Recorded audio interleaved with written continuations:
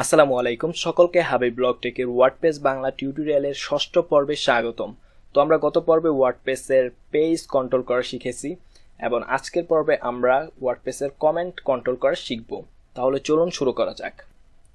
তো আপনারা দেখতে পাচ্ছেন যে এখানে আমরা আমাদের ওয়ার্ডপ্রেস সাইটে লগইনরত অবস্থায় রয়েছি এবং গত পর্বে আমরা এখান থেকে পেজ এই অংশটি দেখার চেষ্টা করেছি, কিভাবে একটি পেজ ক্রিয়েট করতে হয়, কিভাবে সেখানে কন্টেন্ট অ্যাড করতে হয় এবং কিভাবে একটি পেজ পাবলিশ করতে হয় সেগুলো ইন ডিটেলসে জানার চেষ্টা করেছি। তো আজকে আমরা কমেন্ট অংশটি জানবো। তো কমেন্ট অংশটি জানার জন্য সবার প্রথমে আমরা কমেন্টটি ক্লিক করে দেখি। তো এই হচ্ছে আমাদের কমেন্টের ইন্টারফেস। তো এখান থেকে আমরা আমাদের ওয়েবসাইটে সকল কমেন্ট কন্ট্রোল করতে পারবো। তো সবার প্রথমে আমরা এখানে দেখতে পাচ্ছি যে অল নামে একটি অপশন রয়েছে, যেখানে আমরা আমাদের ওয়েবসাইটে কতগুলো কমেন্ট রয়েছে এ টু জেড সব কমেন্ট এখানে দেখতে পারবো।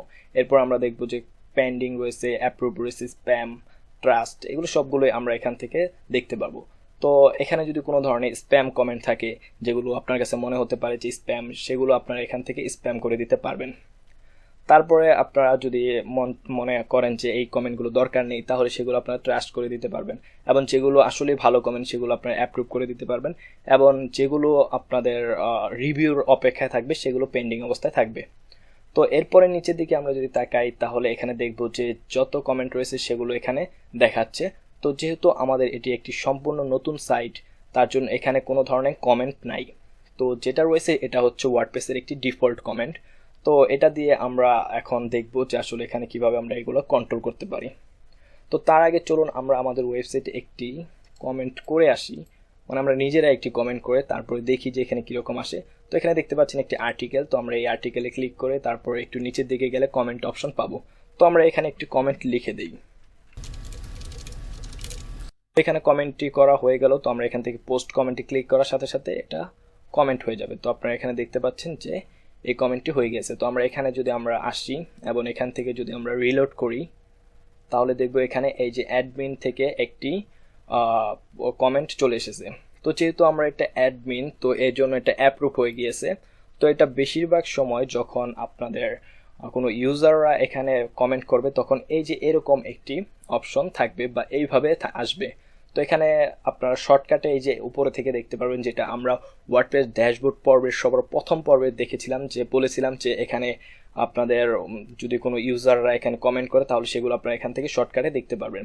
এবং এছাড়াও আপনারা এখানে একটি এই যে লাল চিহ্ন দেখতে পারবেন, যার মাধ্যমে আপনারা বুঝতে পারবেন যে এখানে একটি কমেন্ট এসেছে। তো এখান থেকে সবার প্রথমে আপনি এখানে কমেন্টটি পর্যবেক্ষণ করবেন যে কমেন্টটি আসলে কি লিখেছে। যদি ভালো কমেন্ট হয় অবশ্যই এখান থেকে অ্যাপ্রুভ করবেন এবং যদি কোনো কিছু রিপ্লে দেওয়া দরকার হয় এখান থেকে আপনারা রিপ্লে দিতে পারবেন। যেমন আমি যদি এখানে একটি রিপ্লে দিয়ে দিই, থ্যাঙ্কস, একটি রিপ্লে দিয়ে দিলাম। তারপর এখান থেকে আমরা চাইলে এগুলো এই টেক্সটগুলোকেও আমরা কিছুটা এডিট করতে পারবো, যেমন এখানে বোল্ড করতে পারবো, তারপরে এই যে ইতালিক করতে পারবো, তারপর চাইলে এটাকে লিঙ্ক করতে পারবো।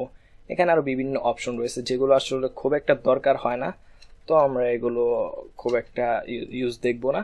তারপর যদি কেউ করতে চান তাহলে এখান থেকে করতে পারেন। তো আমরা সিম্পলি রিপ্লেতে ক্লিক করার সাথে সাথে এটা রিপ্লে হয়ে যাবে। তারপরে এখানে যদি আমরা চাই এটাকে স্প্যাম, যদি মনে হয় যে এই কমেন্টটি একটি স্প্যাম কমেন্ট, যদি কেউ স্প্যাম করে তাহলে অবশ্যই এখান থেকে স্প্যামে ক্লিক করে স্প্যাম করে দিতে পারবো। এবং এটা যদি দরকার না হয়, এই কমেন্টটা যদি আপনার ওয়েবসাইটের জন্য ক্ষতিকর হয় তাহলে অবশ্যই এটা ট্রাস্ট করে দিবেন।